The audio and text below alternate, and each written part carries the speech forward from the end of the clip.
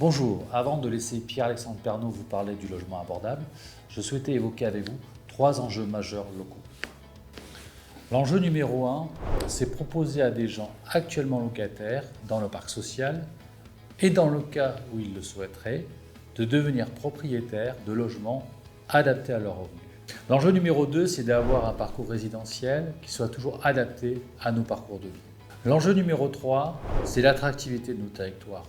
En effet, pour chaque catégorie professionnelle, nous avons le devoir de proposer une solution de logement en relation avec leurs aspirations. Pierre-Alexandre, tu as la parole. Le logement abordable, c'est justement celui que les primo-accédants, que les ménages des classes moyennes sont en capacité d'acquérir. Malgré des taux d'intérêt qui sont très bas, on a aujourd'hui une grande difficulté, si vous voulez, à avoir la capacité pour ces ménages, pour les actifs locaux, ceux qu'on vise en priorité, à pouvoir acheter parce que les prix ne cessent d'augmenter. C'est pourquoi nous, on travaille à la Fédération pour apporter des solutions et essayer de créer ce fameux logement abordable. Effectivement, on a un exemple d'une opération qu'on développe en ce moment sur la commune de Soliès-Pont, qui est une opération ambitieuse puisqu'on fait actuellement 150 logements. Dans un même programme, on va avoir des logements sociaux en accession, on a des logements également en location pour les ménages dits intermédiaires, le logement locatif intermédiaire, et on va avoir toujours sur la même opération des logements en accession libre à des prix cette fois-ci plus abordables, et enfin une partie des logements qui seront destinés à des investisseurs.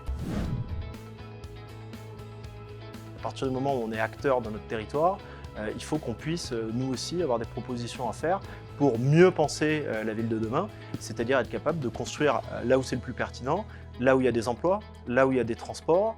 Donc oui, on a notre pierre à apporter à l'édifice, c'est le cas de le dire, à la fois parce qu'on est capable d'être force de proposition, on est capable d'être innovant, et on est capable d'amener justement des nouvelles fonctionnalités dans nos produits. Si on est associé dans la réflexion du territoire qui doit être menée à l'échelle de chaque agglomération ou de chaque métropole désormais, l'AFPI a complètement son rôle à jouer et je pense que les pouvoirs publics doivent se saisir de nos compétences pour qu'on puisse les accompagner. La FPI Provence, ce sont des acteurs engagés et capables de produire une analyse fine et pragmatique sur les grands enjeux de notre profession et bien évidemment d'y apporter des réponses concrètes au service de nos territoires et de ses habitants. À très vite pour une prochaine capsule vidéo.